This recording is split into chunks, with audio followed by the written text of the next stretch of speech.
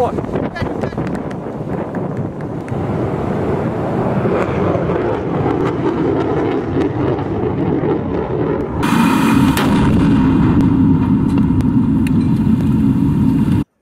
Morning and welcome to गना shot. गना shot में आप सबका स्वागत है।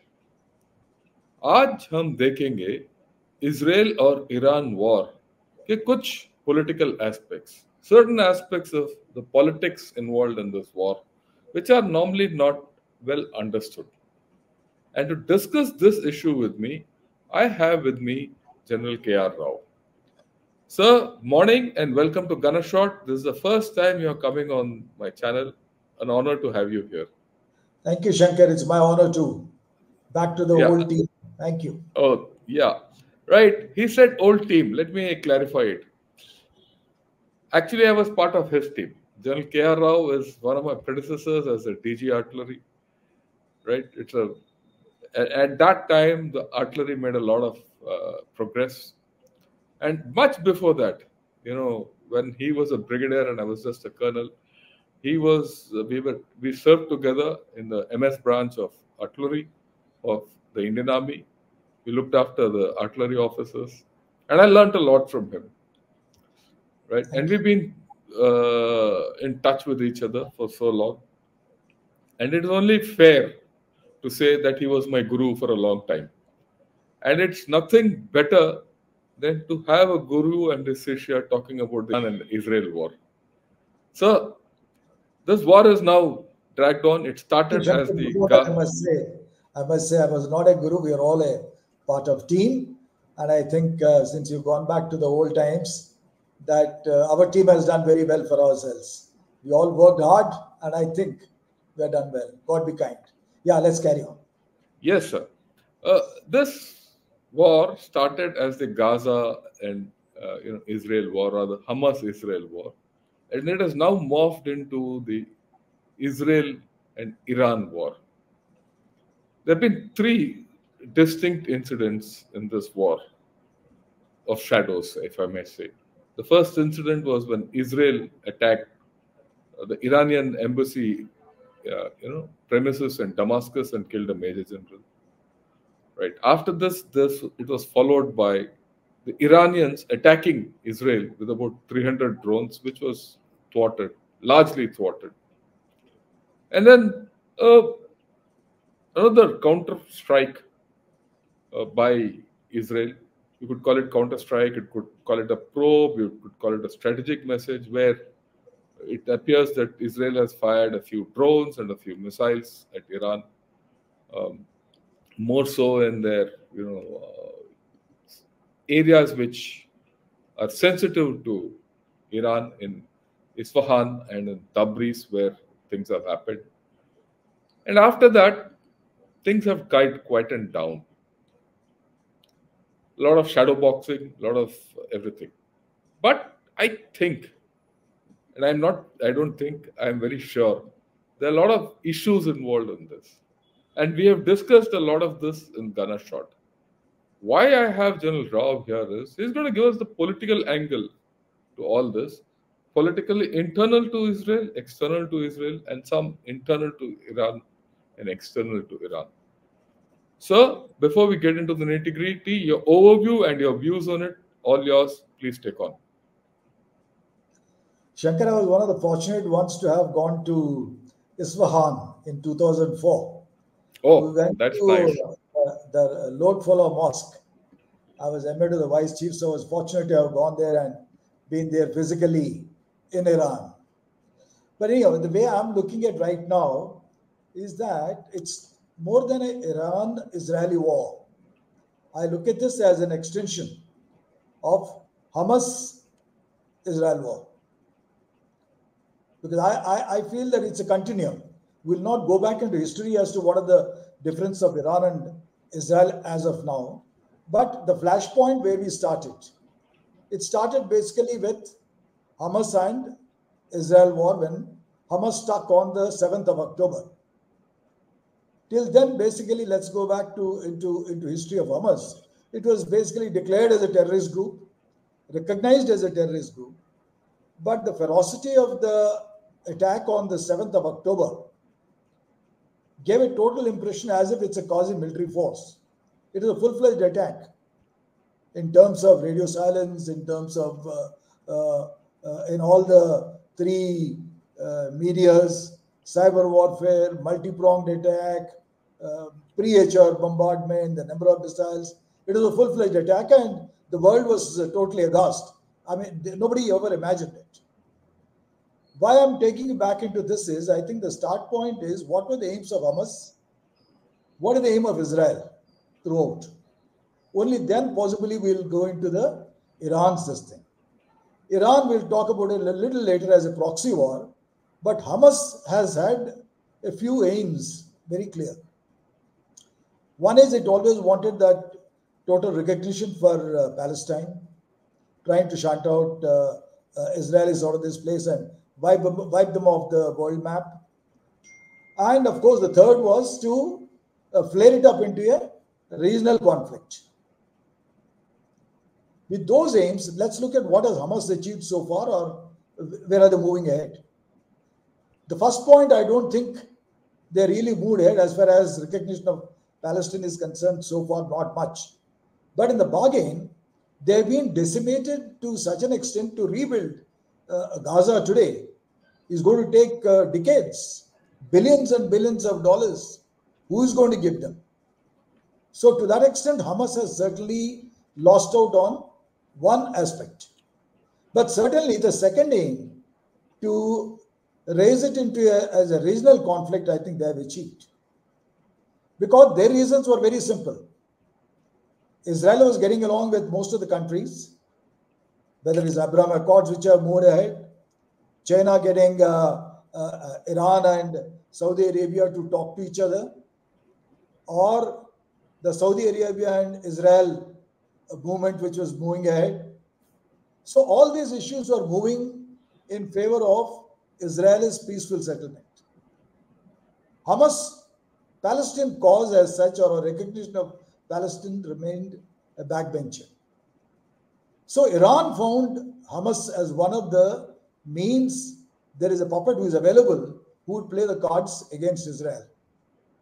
So that is how Iran got into it. Iran, we are all quite aware, it's a proxy war. People have been a shadow war, whatever you want to call it. They've been pumping in money, they're pumping in ammunition, weapons, and various things into Hamas. Now, after that October 7th and retaliation by Israeli ruthlessly, the world opinion certainly swung in favor of Palestinians because of genocide factors, or Israel's the retaliation has been more than harsh than what it was warranted. Now, what has happened to Israel? As far as Israel is concerned, let's remember one or two things. Like any other nation, I'm sure Israel also wants to stay peaceful and prosper in the world. When its own existence was at stake, it tried to sort out 9 wars it has seen through. And for that matter, some of the movements after the 9 wars, like for example, 1979, Egypt has recognized Israel. Thereafter, Jordan is gone into a treaty. Bahrain is in UAE. So slowly, Israel was trying to get into the act of making friendship with some of the Arab countries. And in that particular move ahead, they were already in talking terms with Saudi Arabia because they had a trump card. I should take you back into a little bit of Shia-Sunni issue also here, because that is one great spark which Israel, or the trump card, which has always kept it itself. The Shia-Sunni, I mean, we are all aware that about 85% of the world Muslim population is Sunnis and about 15% are Shias. Say around 40 odd countries are being ruled by the Sunnis, and not even half a dozen, maybe 4 or 5 countries, Iran, Iraq, then you have Bahrain. So like there are about 4 or 5 countries are being ruled by the Shia. Though of course Shia countries also have, Sunni countries also have a little bit of Shia population ranging from 10%, 15% and so on. So this fight was always there. Shia-Sunni fight was there for supremacy in the Middle East. Iraq having been taken care of by US earlier, The two forces which were really fighting for supremacy is basically a Sunni, that is Saudi Arabia, and Shia on, that is Iran. Now, Israel, I think, has certainly realized this particular trump card and wanted to use it to the best advantage. So, in this Hamas-Iran war, Israel war, I personally felt that Israel had a logic to divert the attention. One, and secondly, bring in Iran into the thing so that it was in their own interest, the overall regional configuration, it flares up. Because Israel on the backyard, what has been doing with Saudi Arabia? Look here, friend, I'm going to ensure that you will be the unchallenged prince of or the leader of the Middle East countries. That is what has been the approach of Israel all along, and Israel knew that it's not possible for it to get along with Iran. So to sum it up, as far as Israel is concerned, it also wants to live in peace and prosperity. And peace and prosperity can be achieved if at all somebody, like we say, Sam Dand Ved, if at all the neighbors are reasonably peaceful, will coexist peacefully. If you're not ready to coexist peacefully, you won't let us remain, and we don't get that feeling that we are going to be comfortable. We are going to use our danda. So whether it's danda or it is by coercion or whether it's by good diplomacy, they have got along now well with Egypt and Jordan and some more countries. Quite a few countries have started becoming friendly. For that matter, it was very much on the cards that Saudi Arabia would have really, they would have shook hands. They're already shaking hands in the backyard. So as far as Israel is concerned, it also was very clear in this game. But then it is realized when the world opinion is going against it, it's all right, let's bring in Iran also. One is for diversion, the way I'm looking at it. It is for diversion. Second thing is that once Iran comes in, possibly the allied will also come into the play.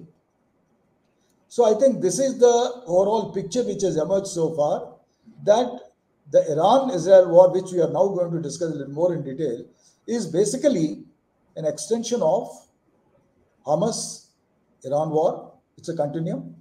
Though, of course, Hamas was fighting on behalf of Iran. Yeah.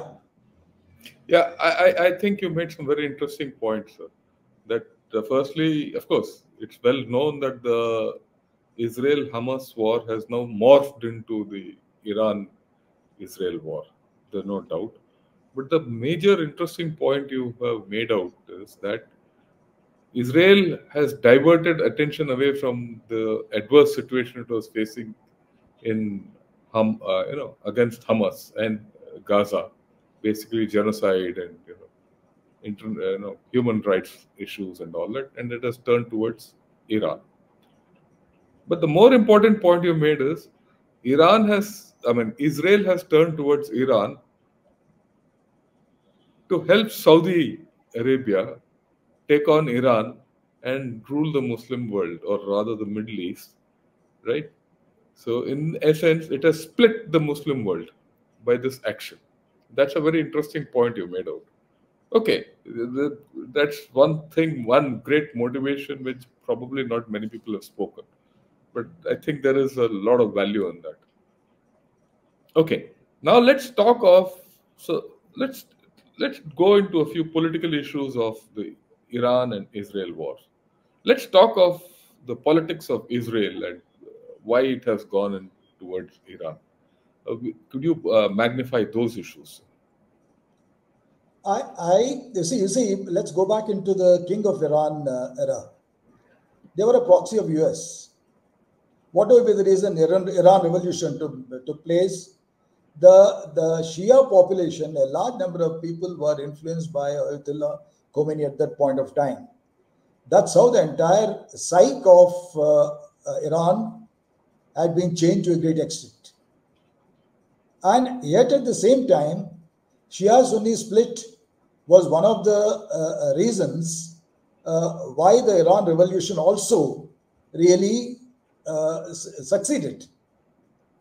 And once the revolution has succeeded, then Iran, by its sheer size, its ability to get close to the the nuclear knowledge, a little bit of nuclear facilities. For that matter, if you go back into history, one can talk about the Persian history is very old. They possibly, like Chinese, they also have it in their mind that they should get back their lost status in the world. Greatness. So they do have that pent up feelings. So Iran continued to maintain that. But apparently, for reasons of King of Iran or pro US, the Shia religious fervor was low in those days. It was getting a little bit modernized into a very moderate Islam. Like, for example, some of the fair number of the Sunni countries are getting into a moderate Islam. And it is at that juncture the revolution took place to the bad luck of Iran. And the Shia population got carried away by the entire religious Maulvis and leaders. And thereafter is history. And once that history has come up and the religious fervor has taken, like for that matter, if you go into Pakistan also, at some stage when Ziaul Haq was there as the boss of Pakistan, people were afraid that possibly they will also go the same way of a religious fervor to such an extent. But fortunately, Pakistan didn't go that way. But Iran, I think, has taken off in that way. Then I suppose one of the reasons, another reason I'll say, a motivational reason for any country is to pitch our population against some other belief. So in this case, that is what has happened, that Iran, the Shia unity or motivational levels were increased by showing Sunnis as non-acceptable. And it has always been a fight for supremacy because Iran has a fair number of huge oil reserves which are available with them, and they are giving the world over. And they have a certain element of nuclear knowledge too, whether it's by covert or overt means, they have attained certain amount. But as far as IAEA is concerned, it still says that possibly it has not yet really made any nuclear bombs readily available, but they are, somebody can say, they're just a screw away or something like that. So they're in somewhat in that stage, because what ground reality is one doesn't really know. They may be having a few nukes also. I cannot say. Right. So what you made a case for Iran trying to get supremacy in the Middle East and in the Arab world or other Muslim world, right? By virtue of being the fact that it's an ancient civilization and it has got nuclear knowledge, it's a big nation, and it has gone the religious way, the fundamentalist way to some extent. That's fine. But in this particular case, what are there any internal political compulsions of Iran that it had to undertake this mass attack? And then further, the way it has kept quiet after Israel's attack. We'll talk of Israel, Iran only. We'll come to Israel a little later. Sir. You see, Iran has got,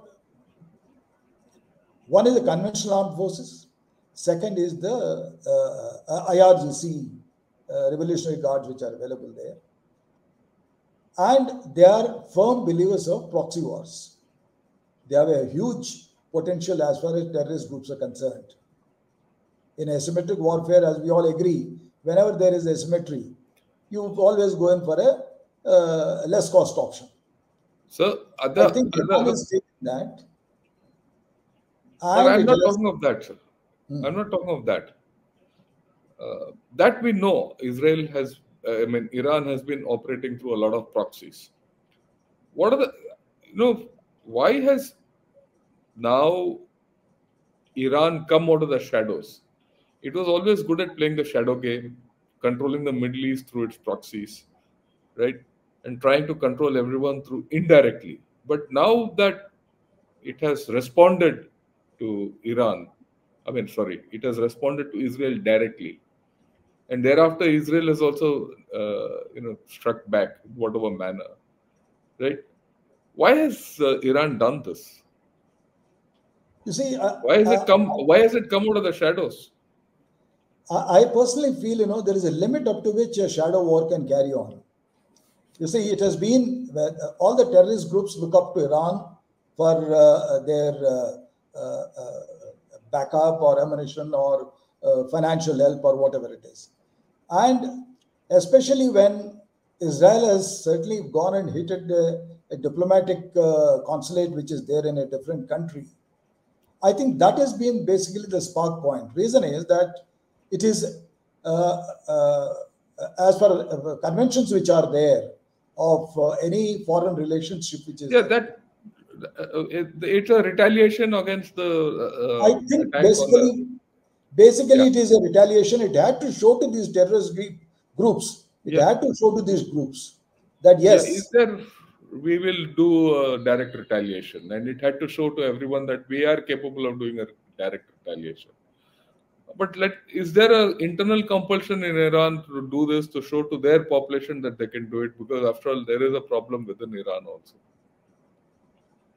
I, I'm not too sure on that issue whether Okay, the internal compulsions were so many, but I think it had more to do with external. they thought possibly. I think one more reason I can think of is by coming out in the open, they expected that the world will certainly come down on it and say, let's stop this particular thing at this juncture. I think they were quite confident that the world will not let this Iran Israel uh, flare up, blow up out of control. I think that was Right. quite a calculated risk they took that yes, we'll do this much and no more. Okay, so fine. We leave this at this point of time. So let's get to Israel. What are Israel's compulsion to go and hit Damascus, and also then open up, and then retaliate against Iran's attack? Why have they done that? I think Israel was always been clear in its policy. Even prior to hitting at this Damascus thing, they were always striking at various ammunition points, convoys, movements, wherever these terrorist groups were really being fed by Iran, whether it is in kind or in terms of men being pumped in, whether they're being pumped into Jordan, Lebanon, whichever country you name it, Syria, any of these countries. So Israel was already always following this particular thing. Even when they went and hit, when the US went and hit Major General, what's his name, Zaidi, right? So Israel was very clear. Earlier, they were aiming basically at the infrastructure, basically at manufacturing sites, at airfields, a few of them, wherever they suspected, for that matter, they were ready to even go and strike at the nuclear facilities at Isfahan long time back, right? So they thought possibly, if at all we let them come up to a level, they will certainly be a nuisance for us. So they were always in this game of hitting at various things. Now coming to they realize that the terrorist groups are on the increase. And if at all now we go and hit one of the soft areas of Iran and pull out Iran, US and allied troops will come to our rescue because there is a clear understanding between Israel and US. Same. While So US will continue to say that sorry, will not join in an offensive, but indirectly by saying US says that look here, I'll take care of the defense of Israel. Indirectly is helping Israel in its offensive because Israel will have that much of free force available for offensive forces. So I think so Israel that is here in order to divert. That is one, the Gaza, this thing, that is the major issue. Second thing is that now that Gaza has been kept at a low key, they have done enough of damage. Israel, if at all you go back into history, any of these 9 wars, Israel has always done that to take divide and rule one at a time. They always had a differential in days of attacks also on different countries. You go back to Yom Kippur or 1967. So after one front, they used to go to the other front. They're very clear because of the paucity of resources. so Or yeah, I think that's a very interesting point you made, that they sort out one enemy first and then get to the other enemy. So in this case, you feel that Israel has finished off Hamas to whatever they wanted to do with Hamas and that area, made it completely inhabitable. When the world opinion was completely against them, they switched to Iran, brought Iran out of the shadows. And in bringing Iran out of the shadows, the whole world opinion has forgotten about Hamas, and now they're concentrating on the larger affair with Iran. Because I think they saw a golden opportunity here. One is to sort out Iran. Second thing, they saw a golden opportunity that how can we turn the cards, turn the entire game, a strategic shift, saying that, look here, how can we get the world opinion? You see, if at all, the day Israel struck the consulate, there was a furor. Thereafter, Iran struck at Israel. Amazingly, the world, entire world was talking about Iran striking Israel, and people have forgotten that Israel is the initiator to go and strike at the consulate. That is So past. whatever it is, I mean, will the initiator is not relevant because this is connected with the Hamas thing and everything. But the fact is, the world opinion is now no more against Israel, but it is largely with Israel, right? Against Iran, and that's the major political shift which has come out, which you have also nicely explained. And I Now, think in the heart of arts, sorry, just one more issue yeah, I yeah, had. please. In the heart of arts, I think even the world is thinking about it, a major issue as I look at it. Are we going to have the terrorist groups getting the legitimacy of ruling a nation? We had Okay. Afghanistan of Taliban taking over. Hamas is basically a terrorist group, whether it's by coercion or by motivation, they are ruling Palestine. The minute if Palestine comes into recognition, that means here is yet another country where a terrorist group is ruling a country Going to and you have rule. started legitimizing it. Yeah. So, So but I look at it, that, the world says, is this the way the world is going to move ahead? That any yeah, terrorist group will start taking over a particular country and we start recognizing it. So that becomes a big obstacle even in problem. the recognition of Palestine itself. Yeah, but then, sir, at this point of time, the Palestine, which is recognized, is the one by the Palestinian Authority and not by Hamas. And people still treat this thing. But the danger of, coming to terms with Hamas is that you have started recognizing a terrorist group as a state entity, like what many people have started accepting Taliban as a state entity in Afghanistan. I think that's a very important point which you made, which we need to really focus on. Right. Now we've covered the Israeli angle, we've covered the Iranian angle, we also covered the Hamas angle into it. Let me put it at this point of time, sir. We saw the strike on Damascus, a retaliation. The strike on Damascus was absolutely effective, and Israel achieved whatever it wanted to by knocking off one general and all that. It had tremendous effect. The Iranian riposte was for with 300 odd drones and missiles from various places.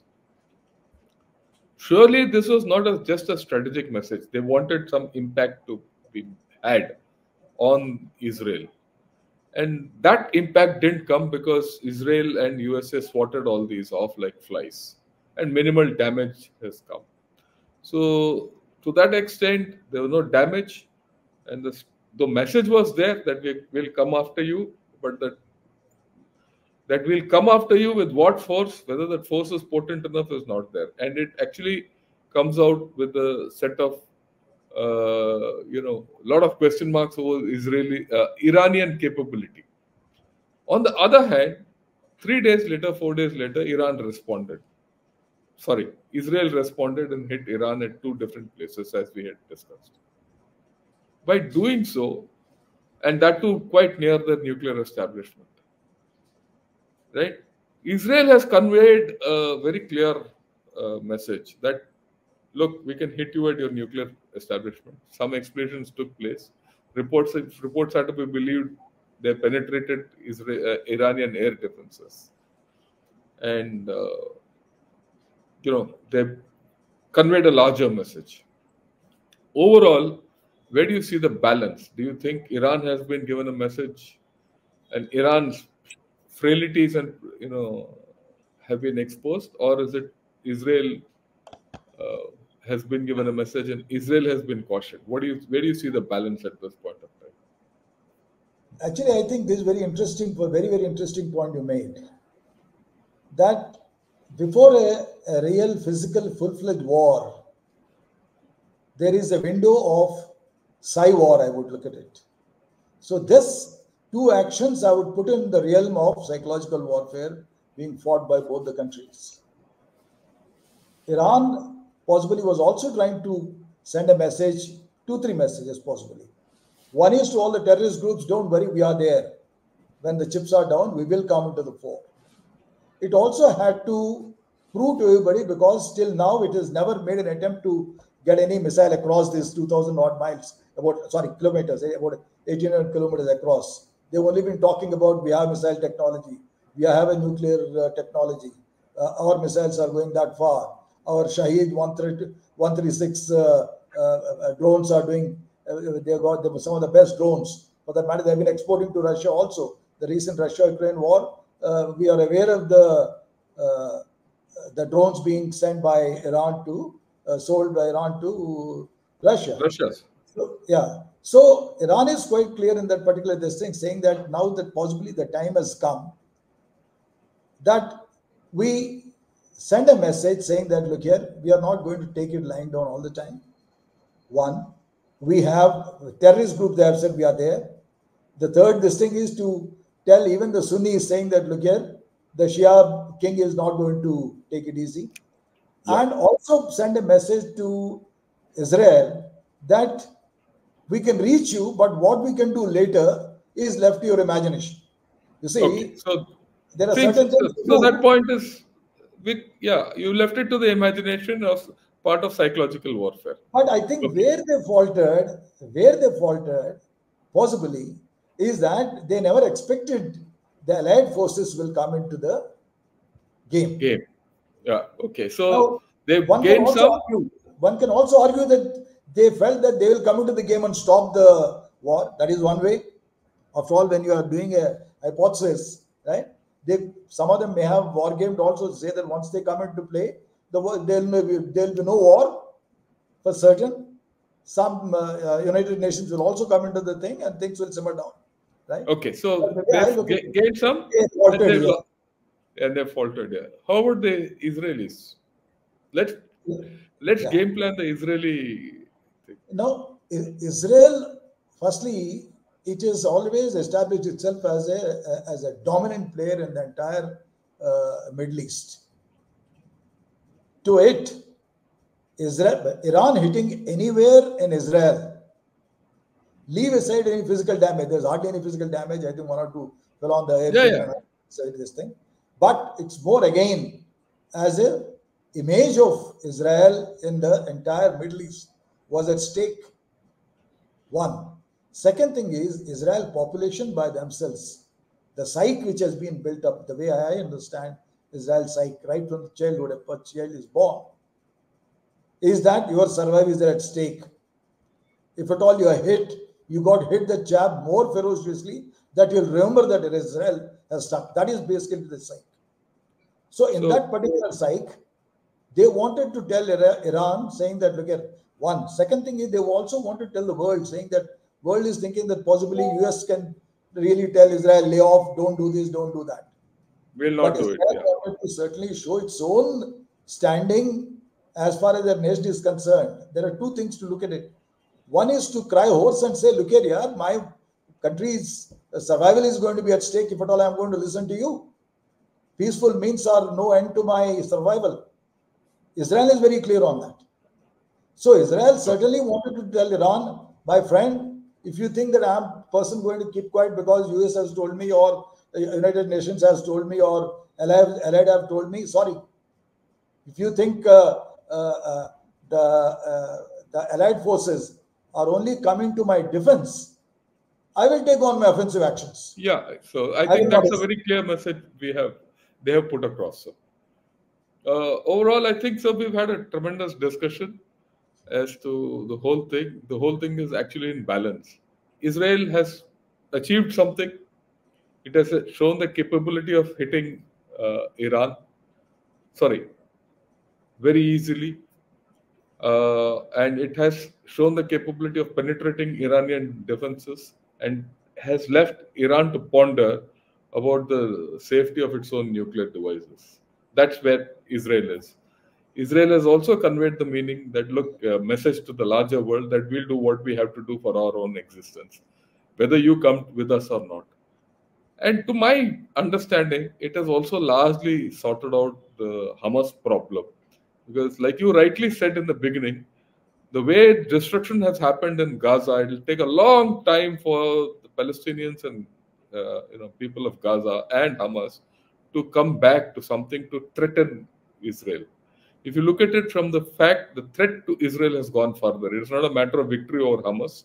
The threat to Israel has gone further back. Though Israel has not been able to recover its hostages which it lost to Hamas. So that is where Israel is. As far as Iran is concerned, Iran is still, like you rightly said, a very important point which many people have missed. That look, we have so many missiles. Today we have sorted out Israel. We can sort it you out also, and we gave an advance warning to everyone so that they can do what they want. And if they didn't do what they want with everyone's help, some missiles would have got through and hit, you know, Israel hard. And of course, it has told all the militias, just continue, we'll do what we have to do. I think this is where we have left the whole story. And I see a balance in this. I wouldn't call it a balance, it's an uneasy balance. It can swing either way. Today And morning's my development is interesting. Today yeah, morning development that US is likely to put sanctions on one of the battalions of Israel. yeah, yeah. So that US has put some sanctions on a battalion, but at the same time, it has put a lot of sanctions on Iran. That also is a balancing act, and I leave it at that. My last question, and we could spend a couple of minutes before we call it off. Do you think? What do you think is going to happen next? Will it get into a kind of a world war kind of a situation? Yes, this question was asked even day before yesterday in one of the Telugu channels. My particular view is that it's unlikely to aggravate to a world war. In a world war, you require basically the superpowers firstly to take part in a very simplistic terms. So basically, you got to get involvement of US, Russia, China. Others will join with somebody or whatever it is, UK, Germany. Presently, right now, Russia, I think, has its hands reasonably full. Russia has its hands full in Ukraine. It's not that entire force is being put on to Ukraine war. It is capable of giving certain materialist support to Iran, which is always promised. It's already recently also, it is announced saying that, look, we are not going to keep quiet, right? But Russia has its a fair amount of occupancy. Yeah. And that is being counterweighed by the NATO, the US and NATO. Recently, So we Russia got, won't get involved. yes. Now, Okay. as far as China is concerned, China too is right now is being a fair amount of counterbalanced by many of the countries, whether you go to South China Sea, whether it is India on one side, whether it's Taiwan on the other side. So at this, and I don't think there is a flashpoint where any of these superpowers are directly involved. After all, a flashpoint, a big point has to come, a big event has to take place. Iran, Israel, I think, even if at all, let's say it's a full-fledged war between Iran and Israel. Even then, I don't visualize until unless it goes to the near threshold of a nuclear threshold. That is the time possibly some of these countries will get involved. Or when the world economy is going to get affected. After all these things will have their own effect, whether it's petrol or the overall economic thing, whether the Suez Canal, whether shipping, right? Whether the increase in Houthi activities. I don't think, you see, but like in armed forces, the battle indicators we talk about, right? Yeah. So there are early indicators, there are late indicators. Right now, I don't even put all these actions as early indicators, maybe early indicators. Even the Okay. diplomatic relations have not fallen down. You see, after all, one of the things are diplomatic relations will also have to go down. So I don't think we have reached that stage. The Russia-Ukraine war itself has not made the world to go into the realm of a world war. Where In this spite is of a that, little, the West yeah, on one side, the NATO countries on one side. Yes, a seems proxy so. war, they call it. But direct involvement wasn't there. Even here, US is smart enough. They have said that we'll come to the defense of Israel, but will not take part in any offensive plan. Yeah, So I don't visualize that the a stage world has war will break out. anywhere near World War. I don't think Yeah. so. Uh, Thanks a lot, sir. We've had a very interesting discussion. I look forward for you to join Gunner Shot more, and I'll keep troubling you because after all, Sishya has to go to his guru only. And for all the viewers, I do hope you like this broadcast with General K.R. Rao. And if you have liked it, do press the like button. And also, I'd request all of you to subscribe more to Gunner Shot. We'll keep coming back to you with more on this coverage because personally I feel we are on the brink of something big in the world. If this doesn't get resolved, it could lead to a world war of sorts because there's a whole lot of things involved because there's an issue of a divide, Sunni Shia divide. There's an issue of Jews and the Muslim divide, and especially the Palestinians. There is an issue of superpower stakes here. After all, Iran is in league with China and Russia. The huge issue of international trade and trade routes are at stake. And there's also the bigger issue of energy. And India itself has huge stakes in this entire thing. But that I leave it to another day. Till then, morning, have a great day and Jai Hind. And sir, Jai Hind to you also.